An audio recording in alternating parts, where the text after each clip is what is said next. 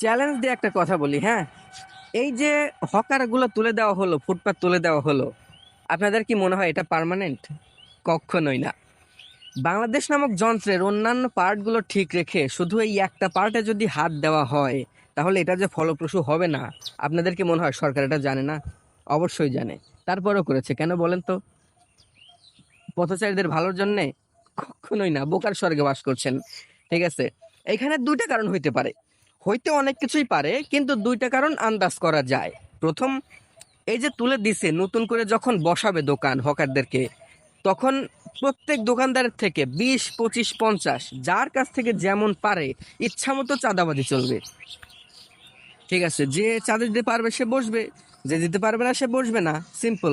দোকানদারের তো আর অভাব নাই। এটা প্রথম। দ্বিতীয় হইল, যখন দোকান বসাবে তখন আলাদা করে বলেই নিবে যে "এই, আমাদের মিটিং মিছিলে কিন্তু যাইতে হবে, ঠিক আছে, না গেলে কিন্তু দোকান তুলে দেব।"